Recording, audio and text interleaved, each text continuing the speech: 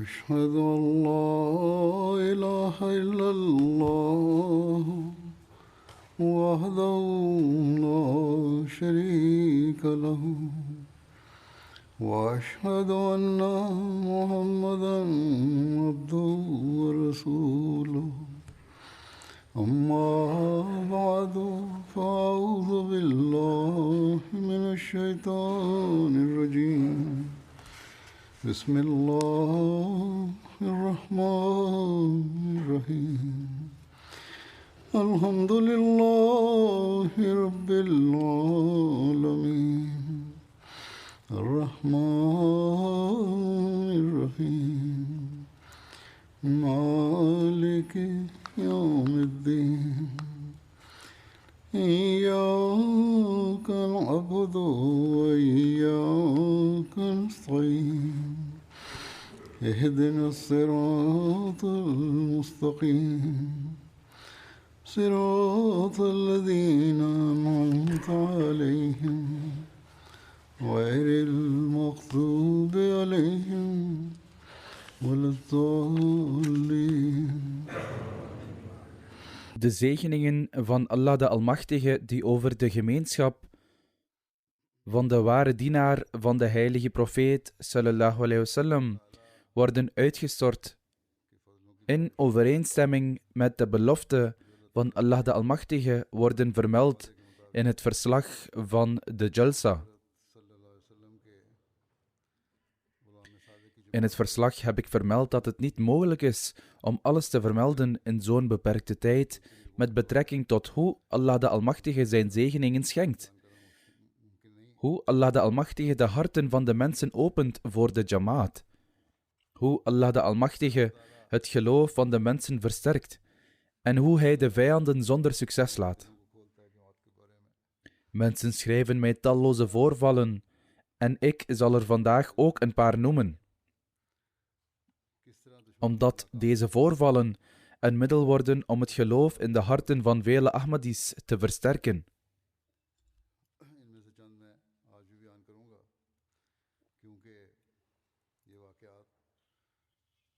Met betrekking tot hoe Allah de Almachtige gelukkige zielen in staat stelt om de kudde van Ahmadiyyat binnen te treden door middel van verschillende middelen van tabligh, namelijk prediking, en hoe nieuwe jamaats worden opgericht. Schrijft de lokale missionaris in Congo-Kinshasa, Hamid Sahib, waar we ook een FM-radiostation hebben, het volgende. Nadat hij naar ons radioprogramma in Uvira had geluisterd, nam de imam van de plaatselijke moskee Isa Sahib contact met ons op en kwam vervolgens naar het missiehuis. Hij begreep de boodschap van de Jamaat en deed de bayat. In feite deed hij niet alleen bayat, maar keerde hij terug naar zijn dorp, Kaliba Aderi, en begon ook tabligh te doen.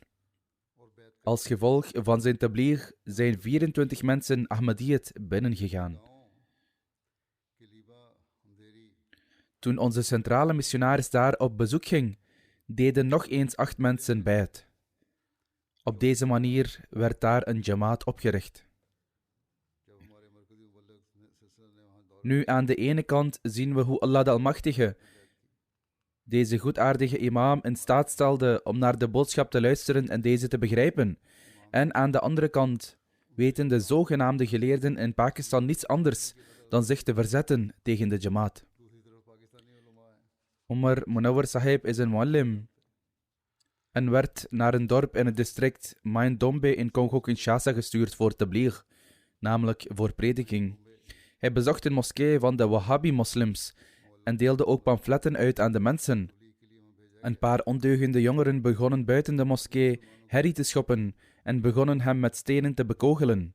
Er wordt vaak gezegd dat de mensen in Afrika ongeletterd zijn en daarom bereid zijn te luisteren naar wat wij zeggen. Maar ook daar is tegenstand.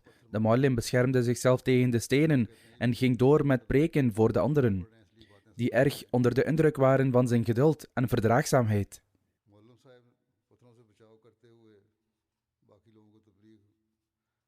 Als gevolg hiervan kwamen sommigen die de moskee verlaten hadden, weer naar binnen en begonnen te luisteren naar wat hij zei. Er werden vragen gesteld over de jamaat, beschuldigingen geuit en vele vragen beantwoord. Een ondeugende jongeman die aan het woord was, zei brutaalweg: jullie gaan naar Londen om hajj te verrichten, terwijl de heilige profeet sallallahu alaihi wasallam al zijn bedevaarten in Mekka verrichtte. De muallim zei tegen hem: vertel me, hoe vaak verrichtte de heilige profeet sallallahu alaihi wasallam hajj? Hierop zei de jongeman: de heilige profeet sallallahu alaihi wasallam heeft hajj verricht sinds zijn geboorte. De muallim zei: de heilige profeet sallallahu alaihi wasallam heeft slechts 1 hajj verricht. De imam en de ouderen die in de moskee zaten, berispten de jongeren en zeiden dat jullie alleen maar wanorde stichten.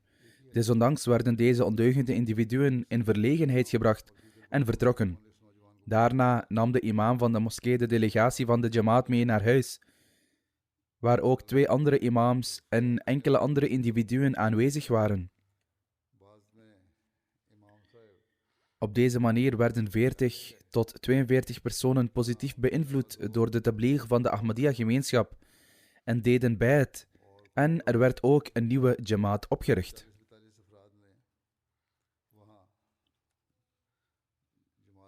Imam Tamane van Guinea-Bissau zegt: tot op de dag van vandaag hebben we over de Ahmadiyya-gemeenschap gehoord dat jullie de heilige profeet sallallahu alaihi wasallam, de Koran of de hadith niet accepteren. Echter, vandaag zijn we getuigen geweest van het Jalsa-programma. Hij zegt: met de zegeningen van deze Jalsa hebben we de gelegenheid gehad om jullie kalif te zien en naar hem te luisteren. Die leiding gaf puur in het licht van de leringen van Allah de Almachtige, de heilige profeet Mohammed sallallahu alaihi wasallam, de Koran en de hadith. Vandaag ben ik ervan overtuigd dat er valse propaganda wordt verspreid tegen de gemeenschap. En valse propaganda wordt altijd verspreid tegen goddelijke gemeenschappen. De imam van deze moskee zegt: vandaag treed ik toe tot de kudde van Ahmadiyyat en ik zal de boodschap van de gemeenschap aan al mijn mensen verkondigen. Bij de gratie van Allah doet hij tabligh en worden er nieuwe lokale jamaats opgericht als gevolg hiervan. Daarom, wat onze tegenstanders in Pakistan betreft, zij zouden zich niet alleen tegen ons moeten verzetten omwille van het verzet, maar zij zouden eerst naar onze leerstellingen moeten luisteren. Deze moeten lezen en begrijpen en dan pas met hun beschuldigingen komen. Dit is wat de beloofde Messias ﷺ keer op keer zei, dat mensen zich tegen hem verzetten, maar dat ze eerst zouden moeten luisteren naar wat hij heeft gezegd. Amir Sahib van Liberia heeft geschreven over hoe Allah de Almachtige ons steun geeft, ondanks tegenstand. 2 jaar geleden kwamen een paar mensen uit de stad Genagle in Nimba County in de kudde van Ahmadiyyat. Hiervoor waren ze christenen of niet religieus. Nadat ze hun trouw hadden gezworen, werden er op iemands veranda afspraken gemaakt voor de morele training van deze mensen en voor hen om te bidden. Op een dag na het gebed moedigde de plaatselijke missionaris Murtaza Sahib de mensen aan om te bidden dat Allah de Almachtige hen een geschikt stuk land zou schenken om een moskee te bouwen. Dit gebied is het centrum van het christendom en niet religieuze mensen.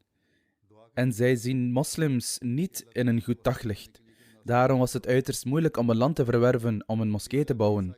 Terwijl hij hierover aan het praten was, stond meneer Dahan, een niet-religieus persoon die zelfs niet in God geloofde, op en zei: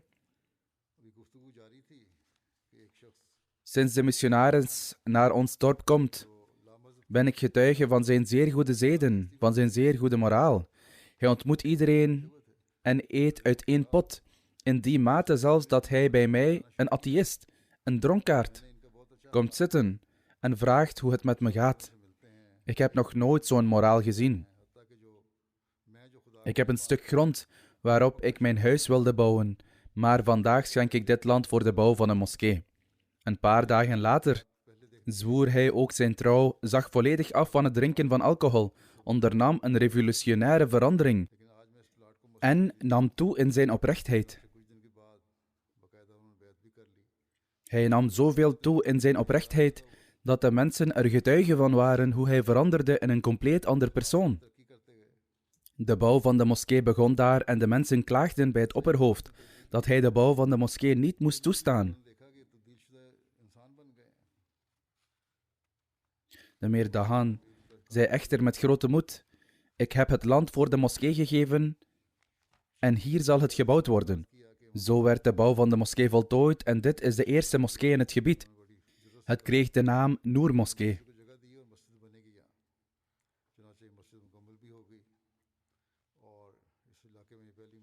Dit is hoe, door de genade van Allah de Almachtige, niet-moslims en zelfs atheïsten die niet in God geloven,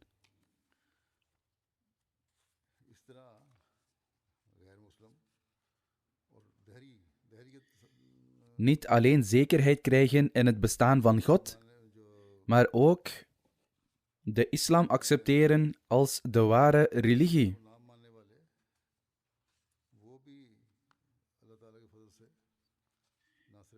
In de stad Nyanza Lak in Burundi was er veel weerstand tegen de gemeenschap vanwege de moslims daar.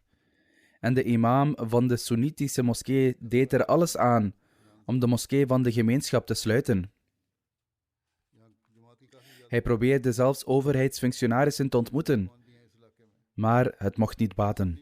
Onze muallim Hamza en Dowimana Sahib riep de imam op voor een vraag- en antwoordsessie. Tijdens deze sessie werd het onderwerp van de dood van Jezus a.s. besproken. Toen de muallim de dood van Jezus a.s. bewees aan de hand van de Koran, had deze zelfbenoemde geleerde geen antwoord. Daarop begon hij te vechten met de muallim en vaardigde een edict van ongeloof uit tegen de gemeenschap. Daarop stond een christen op en steunde het standpunt van de gemeenschap, waarbij hij de geestelijke duidelijk maakte dat de Ahmadiyya-gemeenschap degenen zijn die moslims zijn, verklaren dat zijn begrip van de islam onbegrijpelijk was, terwijl dat van hen, namelijk dat van de Ahmadiyya-gemeenschap, gemakkelijk te begrijpen was. Aan de andere kant brak er een ruzie uit tussen de geestelijken in hun moskee, waardoor de overheid zich ermee ging bemoeien. De overheid moest hun moskee voor 3 maanden sluiten. Degenen die onze moskee wilden laten sluiten, hun eigen moskee werd gesloten. Dit is nu het plan dat de zogenaamde geleerden overal nastreven om de moskeeën van de Ahmadis te sluiten.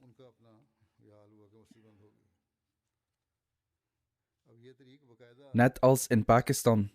Als de moskeeën niet gesloten worden, breken ze de minaretten of mihrabs. Nu staat er nergens in de Pakistaanse wet dat Ahmadis geen minaretten mogen bouwen. Maar de regering heeft geen andere keus dan te buigen voor deze zogenaamde geleerden en geestelijken. Hoe dan ook, ze doen hun uiterste best om op welke manier dan ook schade aan te richten. Maar als God het wil, zullen ze op een dag zelf uitsterven. In Pakistan is het ons verboden om de heilige Koran te publiceren, laat staan de vertaling ervan.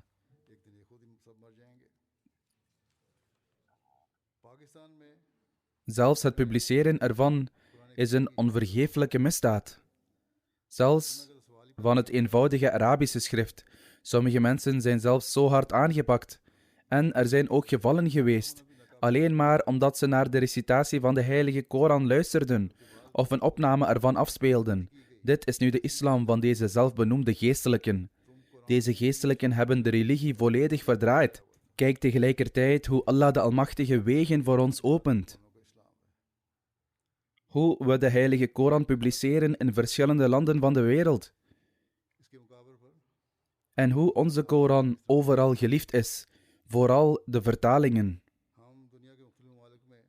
Het maakt niet uit in welke taal ze zijn, mensen voelen zich erdoor aangetrokken. Een muallim in Darussalam, Tanzania, heeft gezegd dat hij in één gebied pamfletten ging verspreiden.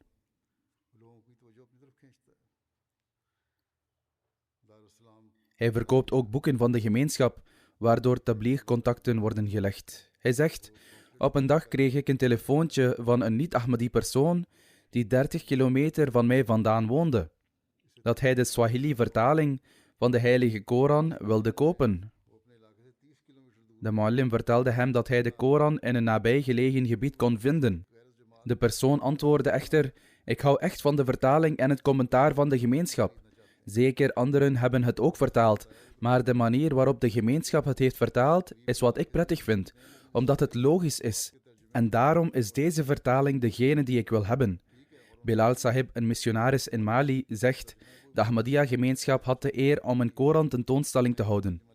Een student kwam naar de kraam en hij werd voorgesteld aan de Franse vertaling van de Koran, dat de huidige Franse vertaling de beste is die beschikbaar is. Hierop zei deze jongeman dat hij thuis al een exemplaar van de Franse vertaling had, die beter is dan die van de gemeenschap. Hoe dan ook, hij ging naar huis en bracht de Koran mee. Hij besteedde vervolgens meer dan een uur aan het uitleggen hoe zijn vertaling beter was dan de onze. Hij bleef de twee vertalingen vergelijken. Hij was rechtvaardig. Uiteindelijk had hij geen andere keuze dan te oordelen dat de vertaling van de gemeenschap in feite veel beter was. En in werkelijkheid was het veel gemakkelijker om de Koran erdoor te begrijpen. Hij kocht toen een kopie van de Koran om mee te nemen.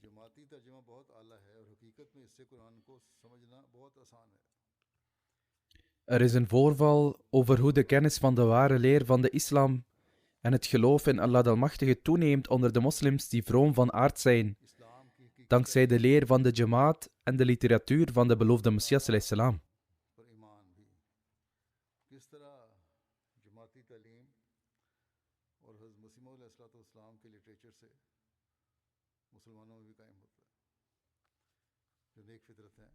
Op de boekenbeurs van Jorhat kwam een heer genaamd Jolemus, die software-ingenieur is, naar de kraam van de Jamaat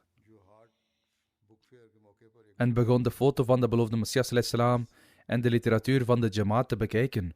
Na een tijdje begon deze heer te praten met onze missionaris die dienst had aan deze kraam. En hij had tranen in zijn ogen. Hij zei: vandaag, als ik in staat ben om voor u te staan als een moslim, dan is het alleen te danken aan de Ahmadiyya Jamaat. De Ahmadiyya Jamaat heeft mij een grote gunst verleend. Er werd hem gevraagd of hij een Ahmadi was en welke gunst de Jamaat hem verleende. Hij antwoordde: ik ben geen Ahmadi, maar ik dreef zo ver af van religie dat ik een atheïst werd. Echter, in mijn huis heeft mijn vader een paar oude boeken van de Ahmadiyya Jamaat, die zijn geschreven door Hazrat Mirza Ghulam Ahmad Qadiani Sahib. Ik bestudeerde die boeken, waarin de beloofde Messias alayhi salam bewijzen gaf voor het bestaan van God Almachtig, wat mijn ogen opende en mij verbijsterd achterliet. Ik raakte overtuigd van het bestaan van God Almachtig. Op deze manier zijn zelfs mensen die atheïst waren geworden in staat om weer geloof in hun geloof te vinden, dankzij de literatuur van de Jamaat. Hij zei verder: ik bestudeer nu regelmatig de website van de Ahmadiyya Jamaat. De argumenten die de Ahmadiyya-gemeenschap presenteert ten gunste van de islam versterken mijn geloof en vergroten ook mijn kennis. Het is vanwege de Ahmadiyya-gemeenschap dat ik vandaag een moslim ben. In het Westen zijn er landen zoals Zweden of Denemarken enzovoort, die proberen de heilige Koran te onteren. Maar wanneer de prachtige leringen van de islam aan hen worden gepresenteerd, verandert de houding van de tegenstanders. Vandaag de dag is het dus alleen de Ahmadiyya Jamaat die ernaar streeft om de status en rang van de Koran in de ogen van anderen te verhogen en de ware leer ervan aan anderen uit te leggen. Een Duitse vrouw vertelt dat er een tentoonstelling was van de heilige Koran en literatuur van de Ahmadiyya gemeenschap. De tentoonstelling bestond uit verschillende onderwerpen van de islam. Koranversen en uittreksels uit de hadith die lieten zien dat de islam op geen enkele manier geweld promoot.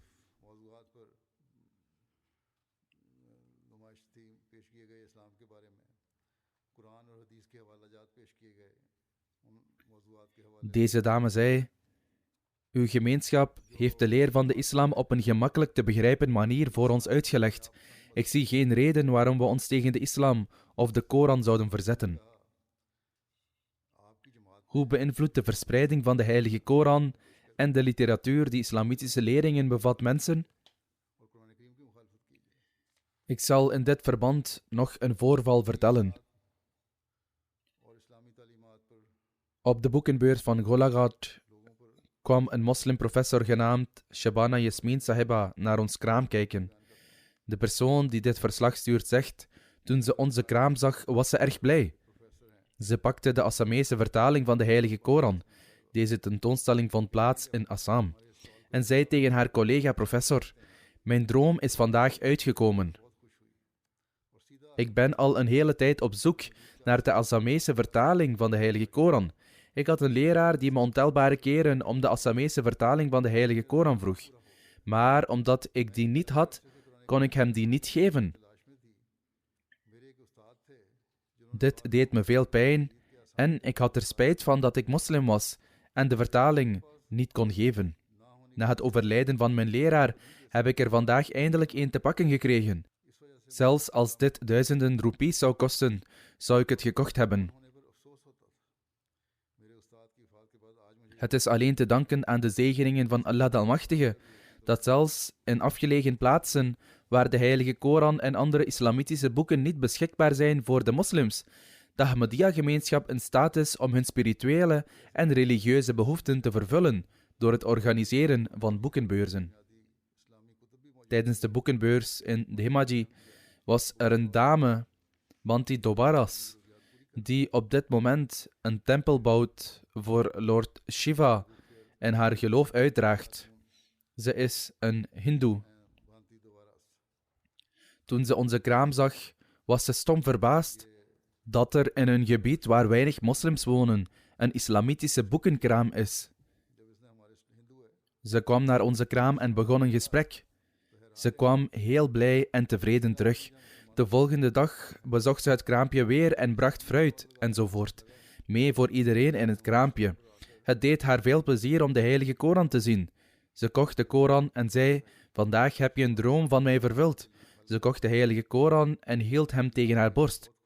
Ze nam er ook een foto mee. De missionaris voor Tsjechië, een land in Oost-Europa, vertelt dat een jongere naar onze kraam kwam en zei: ik ben tot de conclusie gekomen dat er een God is. Maar ik weet niet welke religie mij naar God zal brengen.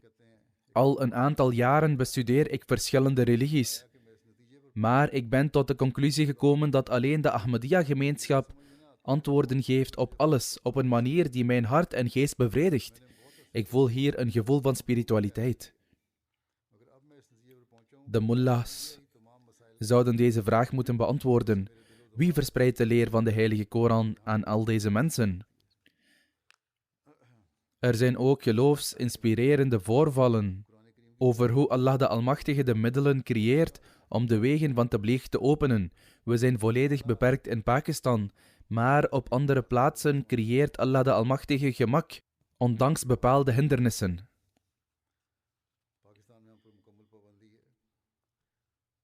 Een missionaris uit Guinea-Bissau schrijft: afgelopen december bezochten we het Kapot-eiland. Tijdens dit bezoek werd een grote behoefte gevoeld voor onze gemeenschap om een radioprogramma te hebben. Dat zou kunnen helpen om de boodschap van de gemeenschap nog sneller te verspreiden.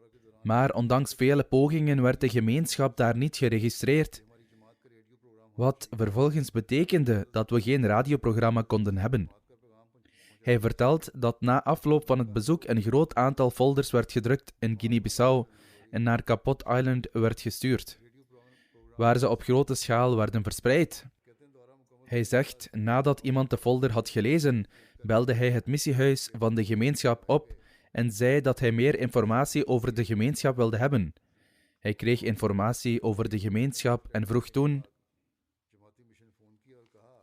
waarom delen jullie de leer van jullie gemeenschap niet op de radio? We vertelden hem dat we dat geprobeerd hebben, maar dat het ons niet gelukt was om een radioprogramma te regelen. Hierop zei hij dat hij zijn eigen radiostation had en dat hij de directeur was. We konden ons programma uitvoeren met zijn radiostation en de boodschap van de gemeenschap verspreiden. Op deze manier opende Allah de Almachtige een nieuwe weg.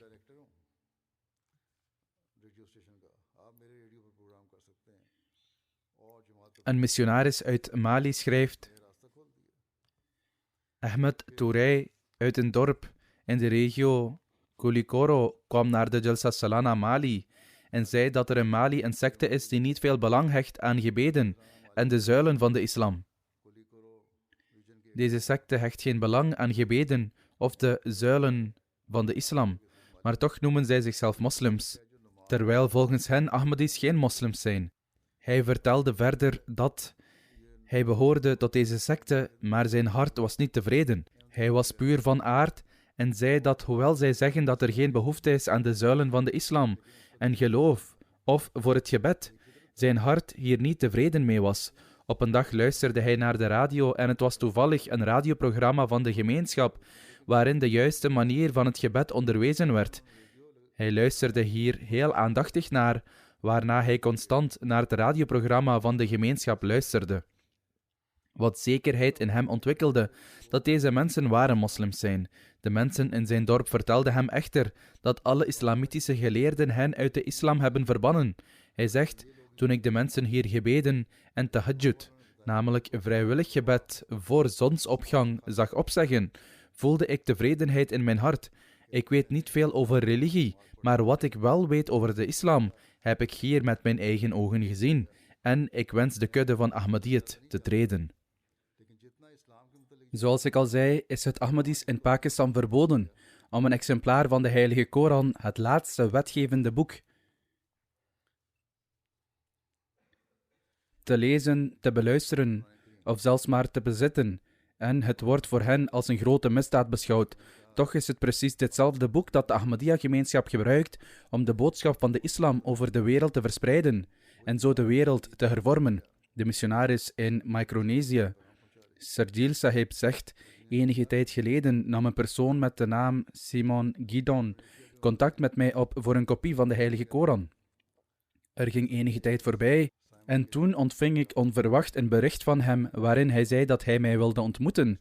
Toen hij in de moskee aankwam, zei hij dat hij zijn hele leven lang de Bijbel had gelezen, tot in het kleinste detail, maar dat ondanks zijn pogingen de leer ervan hem niet aanstond en dat hij er niets van begreep.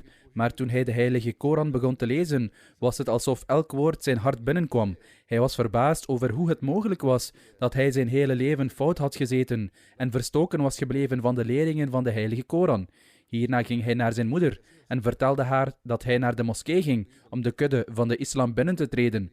Zijn familieleden waren daar ook aanwezig en vertelden hem dat hij een fout maakte en kastijdden hem. Hierop antwoordde hij: je kunt doen wat je wilt, maar ik ben al een moslim in hart en nieren. Hij zegt: toen Simon me dit vertelde, had hij tranen in zijn ogen. Hij is niet alleen toegetreden tot de kudde van de gemeenschap, maar hij draagt nu ook dapper de boodschap van de islam uit.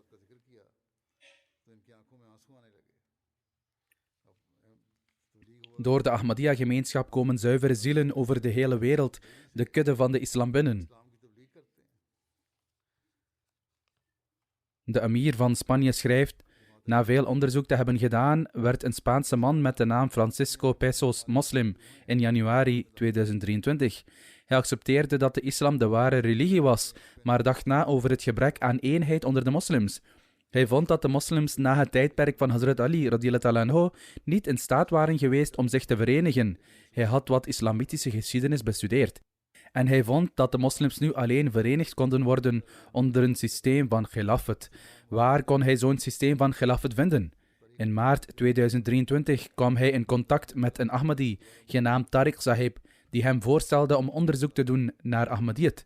Vandaar dat hij 3 maanden lang onderzoek deed naar Ahmadiyyat. En nadat hij tevreden was, beloofde hij trouw en woont hij nu regelmatig de vrijdaggebeden en andere evenementen bij.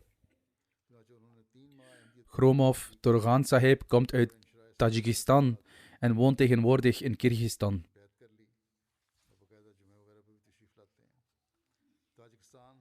Hij zegt: ik werk hier in Kashgar en er waren ook enkele Ahmadis waar ik werk.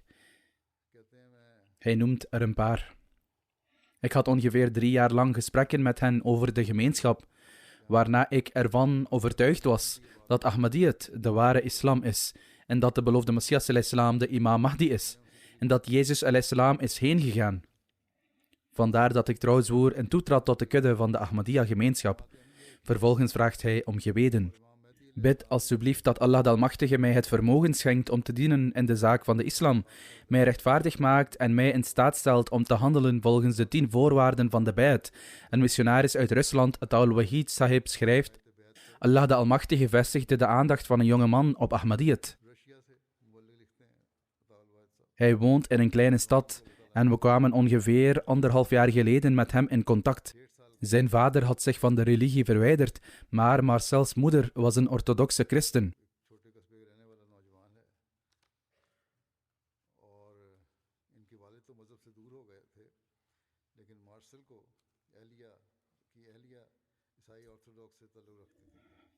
Marcel, namelijk deze jonge man, heeft een oudere broer die ook christen is. Marcel's aandacht werd getrokken naar de islam vanwege zijn vaders roots als moslim. En zo werd hij aangetrokken tot de islam en accepteerde hij het. Maar hij accepteerde de Soenitische islam. Zelfs nadat hij de islam had geaccepteerd, zei hij dat hij veel vragen had over de leer en dat de plaatselijke geestelijke geen bevredigende antwoorden kon geven. Het onbehagen groeide en het was in deze tijd dat Allah de Almachtige hem via het internet verbond met de Ahmadiyya-gemeenschap in Rusland, van wie Marcel bevredigende antwoorden op zijn vragen begon te krijgen. Hij zegt: ik ging naar veel plaatsen om te proberen de islam te begrijpen, maar ik vond de ware islam in Ahmadiyyat. Vandaar dat hij trouw zwoer.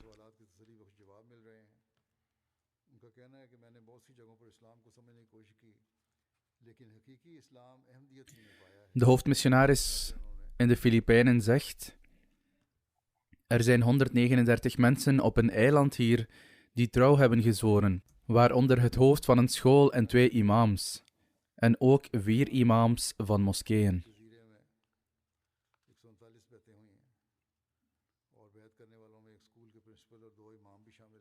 Een van de imams van een moskee, Haji Isa, zei dat de moskee waarvoor hij imam was, nu toebehoorde aan de Ahmadiyya-gemeenschap. Een andere persoon heeft ook een stuk land naast de moskee aan de gemeenschap geschonken, waar in de loop van het jaar een missiehuis zal worden gebouwd, zodat er een permanente lokale missionaris kan worden aangesteld. Deze imam brengt ook financiële offers. Het is niet zo dat hij alleen maar geld inzamelt. Hij heeft een winkel en een bedrijf en hij brengt ook financiële offers. Op een dag zei hij dat hij een financieel offer van 500 pesos bracht. En toen, om zijn geloof te versterken, gaf Allah de Almachtige hem de volgende dag onverwachts ergens 100.000 pesos vandaan.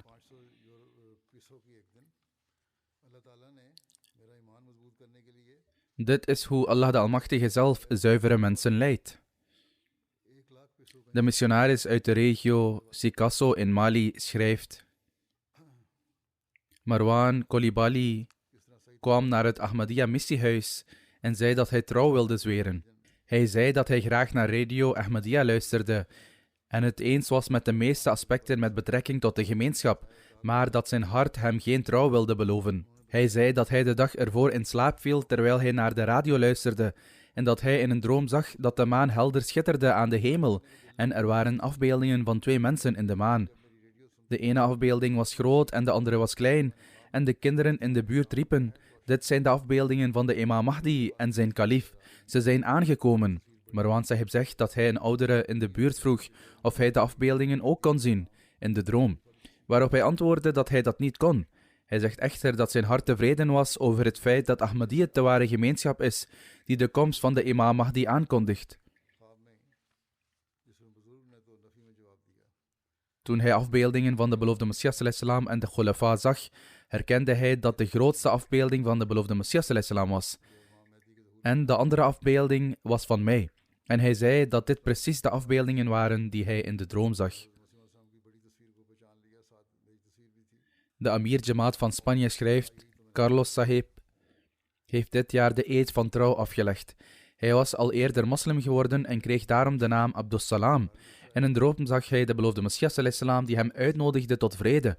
Na die droom liet zijn vrouw hem op een dag iets zien op het internet. Toen hij een foto van de beloofde Messias ﷺ zag. Hij merkte op dat dit dezelfde persoon was die hem in zijn droom naar vrede uitnodigde. Hierop begon hij onderzoek te doen naar Ahmadiyyat. En na een paar dagen zag hij weer een droom. In de droom zei de beloofde Messias ﷺ tegen hem: ik ben de imam Mahdi en Messias. Na deze droom, hoewel zijn hart Ahmadiyyat had geaccepteerd, beloofde hij niet formeel trouw en ging verder met zijn onderzoek. Hij zag de beloofde Messias ﷺ voor de derde keer in een droom. Deze keer was er een uitdrukking van ongenoegen. Hierop nam hij onmiddellijk contact op met de gemeenschap en legde de belofte van trouw af.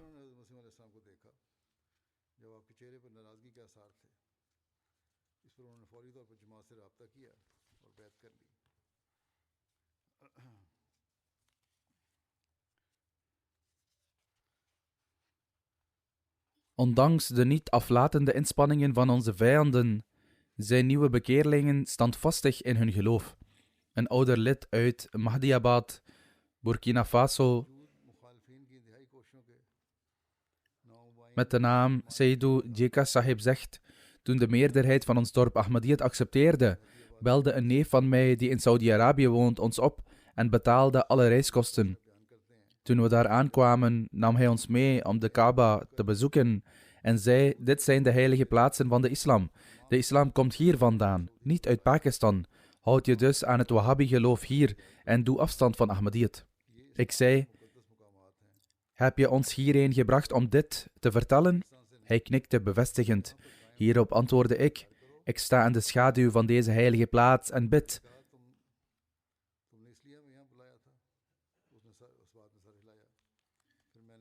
Dat er nooit een tijd in mijn leven komt dat ik Ahmadiyyat moet verwerpen. Hij verklaart verder: bij de heilige Kaaba bad ik dat Allah de Almachtige mijn leven in een staat van geloof neemt en dat ik nooit van het geloof afkeer. Hierna keerde ik snel terug naar Burkina Faso. Het gebeurde dat dezelfde neef naar Burkina Faso kwam om zijn familie en verwanten te bezoeken. En Al-Hajj Ibrahim preekte tot hem. Als gevolg daarvan trad hij ook toe tot de kudde van Ahmadiyyat. Zo werd degene die ons probeerde weg te halen van Ahmadiyyat zelf een Ahmadi.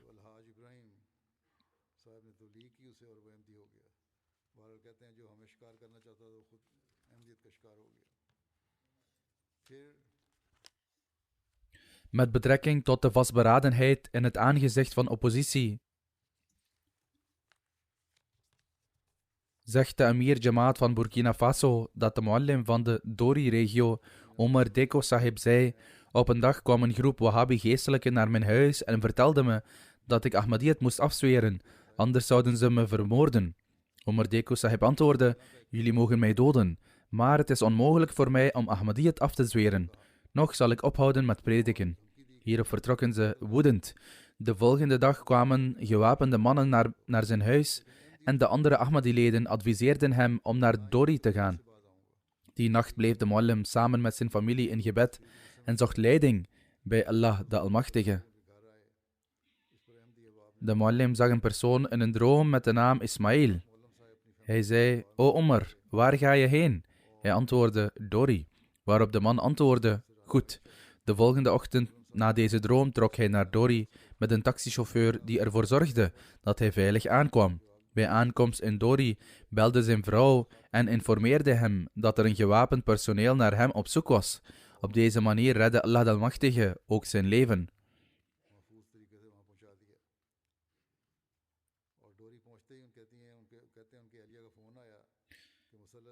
Een dorpeling in Osin, Nigeria, met de naam Badr Adrimi Sahib had de mogelijkheid om Ahmadiyyat te accepteren.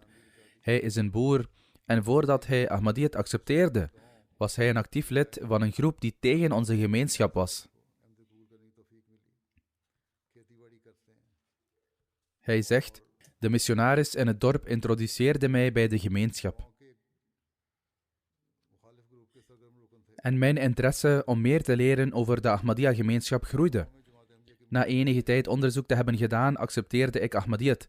Nadat ik trouw had gezworen, kreeg ik te maken met hevige tegenstand van de andere dorpelingen. Ik kreeg 3 maanden de tijd om Ahmadiyyat af te zweren.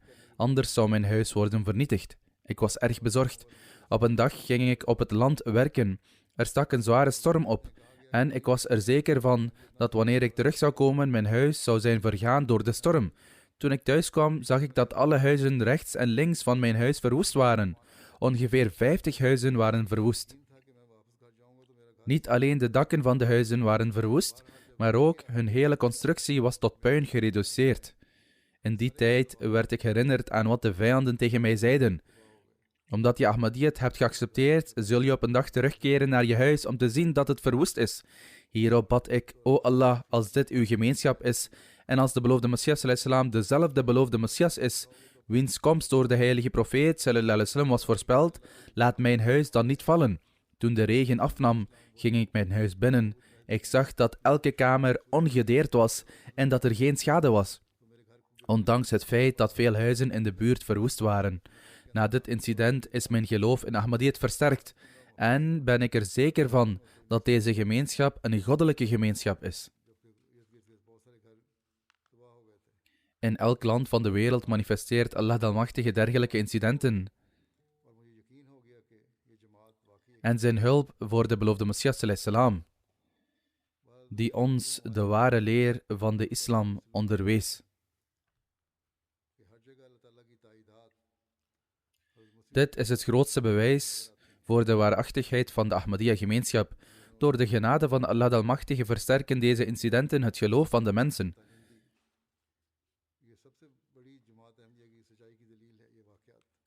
Moge Allah de Almachtige de wereld toestaan om dit ook te zien en hen in staat stellen om zekerheid en overtuiging in hun geloof te bereiken. Nu zal ik enkele overledenen leden noemen en hun begrafenisgebeden leiden. Daarnaast wil ik zeggen dat COVID zich deze dagen weer aan het verspreiden is.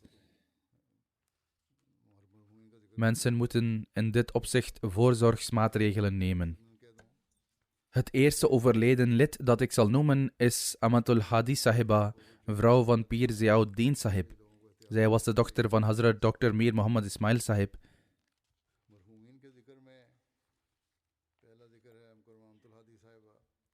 Ze is een paar dagen geleden op 92-jarige leeftijd overleden. Inna lillahi wa inna ilayhi raji'un.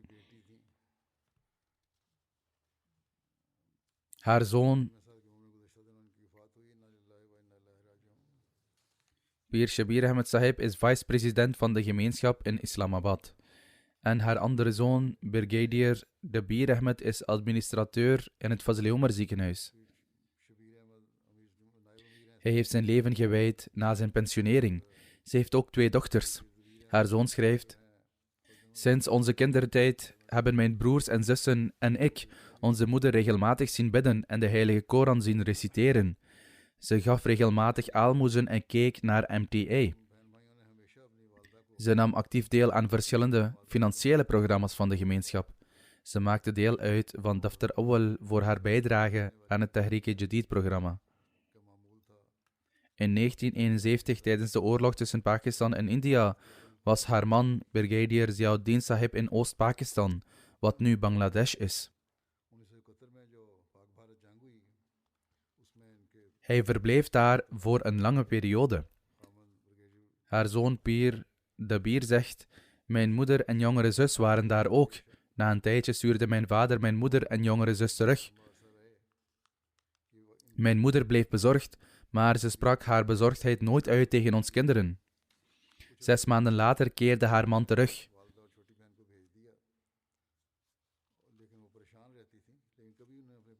Op Eid adviseerde ze ons altijd om voor de armen te zorgen en hen geld te geven. 2 keer per jaar doneerde ze grote sommen aan Humanity First. Dr. Nouri Sahib heeft dit ook over haar verteld. Ze doneerde voor het installeren van waterputten en handpompen, voor onderwijs voor kinderen en voor voedsel voor de armen. Haar dochter Amatul Kabir Talit zegt: ze reciteerde de heilige Koran hardop en deed nooit aan achterklap. Ze weerhield anderen ook van laster. Ze had een band van toewijding met Khilafat. Ze keek naar MTA en luisterde regelmatig naar de vrijdagpreken. Ze raadde ons altijd aan om de literatuur van onze gemeenschap te lezen. Ze hield ook van lezen en had altijd een boek bij haar kussen liggen dat ze zou lezen. Ze was erg vriendelijk en beminnelijk. Haar kleindochter zegt: telkens als we een nieuw hoofdstuk van de Heilige Koran uit het hoofd leerden, gaf ze ons een beloning om ons aan te moedigen. Ik herinner me dat ze na het Fajr-gebed consequent lange periodes van gebed en het gedenken van Allah aannam. Ze raadde mij aan hetzelfde te doen. Nadat ze zich 's ochtends had klaargemaakt, bestudeerde ze de Heilige Koran met commentaar.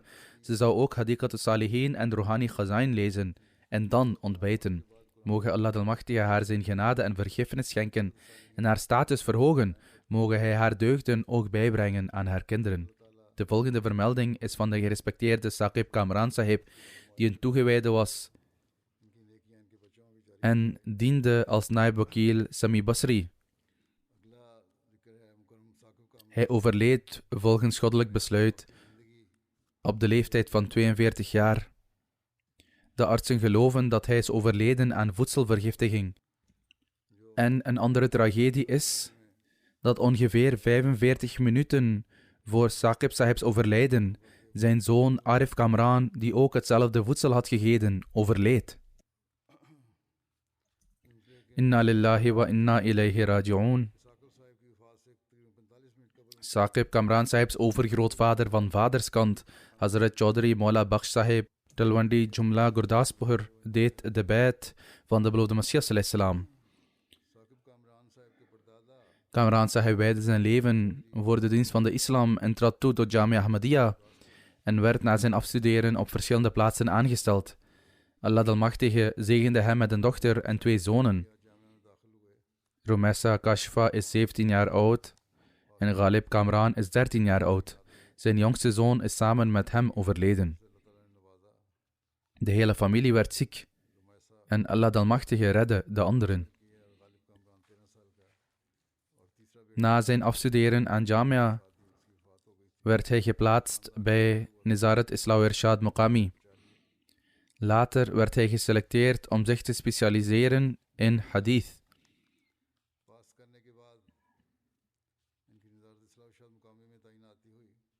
Onder Wakalat-e-Talim Tahrik-e-Jadid werd hij vervolgens naar Syrië gestuurd om verder onderwijs in de Arabische taal te volgen. Maar door de omstandigheden daar moest hij terugkeren. Of misschien een andere reden. Daarna in december 2018 werden de studio's van Tahrik-e-Jadid opgericht en werd hij aangesteld als de Naib Wakil Sami Basri Tahrik-e-Jadid en hij bleef in deze positie dienen tot aan zijn overlijden. Allah Almachtige gaf hem de mogelijkheid om 18 jaar in dienst te zijn. Zijn moeder, Sadiqa Begum Sahiba, zegt dat Kamran werd geboren voordat de Waqf-e-No-regeling werd gelanceerd en ze verzocht Hazrat Khalifatul Masih IV Rahimahullah Ta'ala om haar 2 jonge zonen te accepteren in de Waqf-e-No-regeling. Hazrat Khalifatul Masih IV Rahimahullah Ta'ala accepteerde haar verzoek en nam hen op. Zijn vrouw zegt dat hij een heel mooi karakter had en dat het onmogelijk is om in woorden te beschrijven. Hij besteedde veel aandacht aan zijn gebeden en had grote liefde voor Khilafat. Hij zorgde goed voor de eigendommen van de Jamaat. Hij toonde veel liefde aan iedereen met wie hij een relatie had.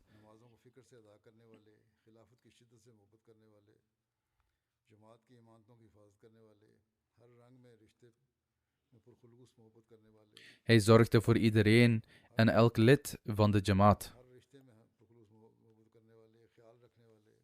Hij streefde er altijd naar om zijn kinderen een uitstekende opvoeding te geven.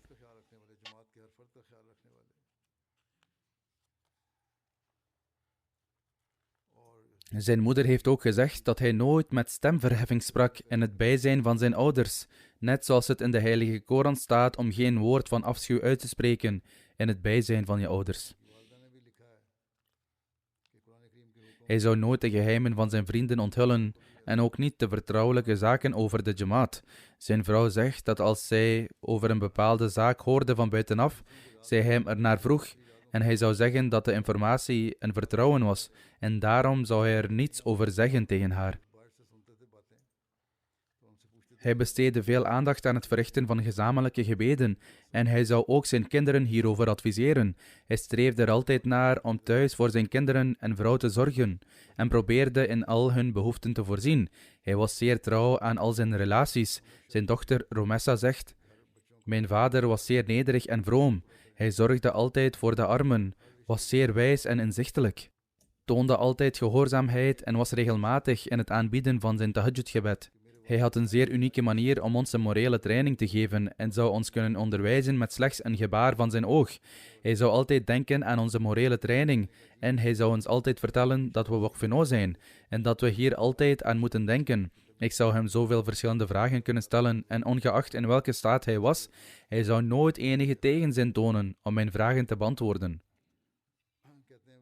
Rohan Ahmed Sahib, die missionaris is en momenteel gevangen zit vanwege zijn geloof, zegt: ik had de kans om lange tijd onder zijn supervisie en training te werken. Hij begeleidde me altijd als een meelevende vriend. Hij was een heel vriendelijk en goed mens en bezat goede leiderschapskwaliteiten. Hij was een zeer oprechte dienaar van de Jamaat en zijn vrijgevigheid en medelevende aard was ongeëvenaard. Bid ook voor degenen die gevangen zitten vanwege hun geloof, dat Allah Almachtige hun de middelen mogen geven voor hun spoedige vrijlating. Mogen Allah Almachtige de overledene zijn vergiffenis en genade schenken en zijn status verhogen. Mogen hij ook geduld en standvastigheid schenken aan zijn kinderen, vrouw en moeder, en zijn kinderen in staat stellen om zijn goede daden voort te zetten. De derde vermelding gaat over professor Dr. Mohammed Ishaq Doda Sahib uit Cotonou, Benin. Hij is onlangs op 60-jarige leeftijd overleden. Inna lillahi wa inna ilayhi raji'un. Hij behoorde tot de Dauda-familie van Benin, waarvan de leden de allereerste mensen waren die Ahmadiyyat accepteerden in Benin. De allereerste Ahmadi in Benin, de gerespecteerde Zikrullah Daud Sahib, was zijn oom van vaderskant. Zijn vader Isa Daud diende als de plaatsvervangende nationale emir van Benin tot aan zijn dood. In 1980, toen hij nog student was, accepteerde de overledene Ahmadiyyat door de prediking van Zikrullah Daud Sahib. Na het accepteren van Ahmadiyyat preekte hij samen met zijn oom voor zijn eigen ouders. Na enige tijd accepteerden zijn ouders ook Ahmadiyyat.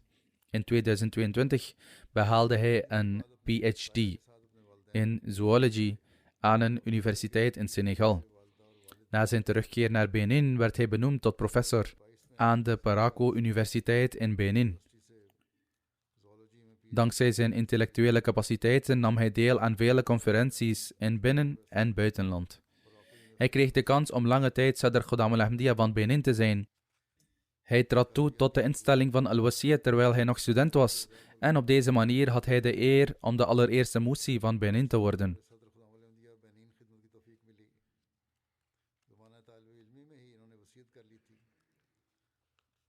Zijn vrouw Rehana Dauda Sahiba, die momenteel de nationale secretaris voor Tarbiyat is, zegt: ik heb Ahmadiyyat geaccepteerd na mijn huwelijk door de tabligh van mijn man. Hij leerde me eerst de Yassarn al-Quran en daarna de Heilige Koran. Hij was een zeer nobel, betrouwbaar en medelevend persoon en zorgde voor de armen.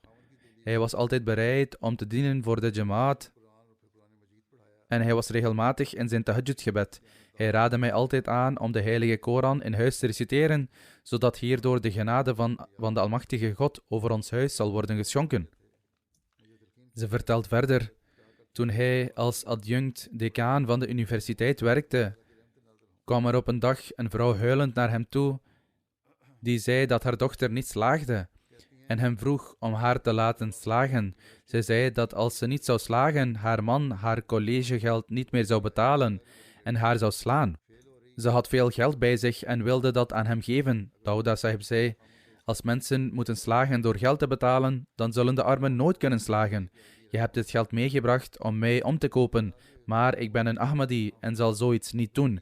U moet het geld terugnemen en het inschrijfgeld indienen. En als er een tekort is, zal ik u meer geld geven. Maar een steekpenning aannemen en daarmee je dochter doorlaten kan niet. Hoe dan ook, ze liet de zak met geld bij hem achter en vertrok. Ik zei hem dat de zak met geld nog hier was en dus pakte hij hem op en bracht hem naar de accountant van de universiteit. De vrouw die het geld terugkreeg, vroeg hoe ze wist waar ze woonde. De vrouw die het geld teruggaf, antwoordde dat de accountant van de universiteit haar dat had verteld. Hij had in feite het geld genomen en aan de accountant gegeven en hem gezegd het terug te geven.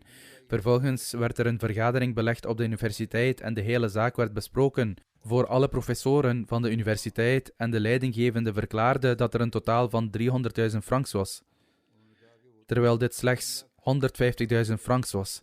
Het was echter de boekhouder zelf die hiervoor verantwoordelijk was. In ieder geval wilden zijn tegenstanders hem uit de functie van vice-decaan verwijderen, door hem te beschuldigen van het aannemen van omkoping, maar ze faalden in hun poging. En later spraken het personeel van de universiteit en zijn collega's openlijk uit dat hij een zeer betrouwbaar persoon was. Hij zorgde altijd voor de arme weduwen uit de omgeving en hielp hen met het opknappen van hun huizen. En behandelde hun kinderen met vriendelijkheid. Hij zou liefde tonen aan elk lid. Na zijn overlijden kwamen veel professoren van de landbouwafdeling van de Universiteit van Parakou hun medeleven betuigen. Professor Dr. Ibrahim zegt, hij was een zeer bescheiden en eerlijk persoon. Hij stond op de universiteit bekend als Papa Bonar, wat een Frans woord is en betekent iemand die iedereen zegen geeft. Als iemand in nood was, gaf hij hem wat hij op zak had en liet hem nooit met lege handen gaan. Hij had een groot vertrouwen in Allah de Almachtige.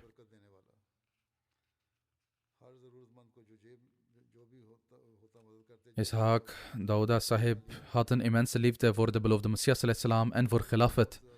Hij had zoveel liefde voor de heilige profeet ﷺ dat hij bad: O Allah, de leeftijd van de heilige profeet ﷺ was 63 jaar, dus laat mij niet langer leven dan dat.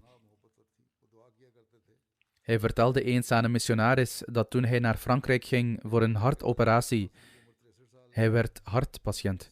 De dokter in het ziekenhuis probeerde zijn ring af te nemen waarop stond: Is Allah niet voldoende voor zijn dienaar? En hij zei: Doe deze ring niet af. Deze zal bij mij blijven tot mijn dood, want dit zijn de zegeningen van Allah de Almachtige, waar ik altijd aan denk. Mia Qamar, die momenteel dienst doet als plaatsvervangend emir en de hoofdmissionaris, zegt: Toen ik de regionale missionaris in Parakou was, stopte hij, zodra hij zijn salaris kreeg, zijn wasiyat chanda en andere financiële bijdragen van de jamaat in een envelop en bracht die meteen naar de moskee en vroeg er zijn ontvangstbewijs voor. Hij glimlachte altijd en op het moment van alle ontberingen en moeilijkheden zei hij: Ik bid en ik heb de kalif ook geschreven voor gebeden. Allah de Almachtige zal gemak scheppen. Hij wordt overleefd door zijn vrouw, 2 dochters en 2 zonen.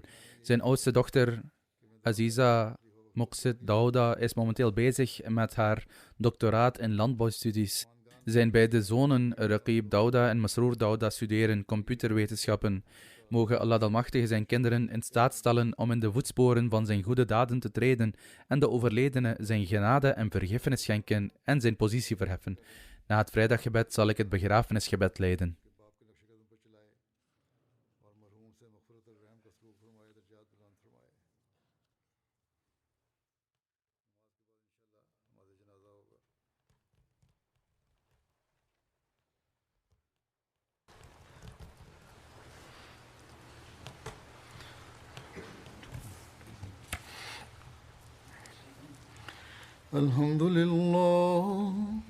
الحمد لله نحمده ونستعينه ونستغفره ونؤمن به ونتوكل عليه ونعوذ بالله من شرور أنفسنا ومن سيئات أعمالنا من يهده الله فلا مضل له ومن يضلل فلا هادي له ونشهد أن لا إله إلا الله ونشهد أن محمدا عبده ورسوله عباد الله رحمكم الله إن الله يأمر بالعدل والإحسان وإيتاء ذي القربى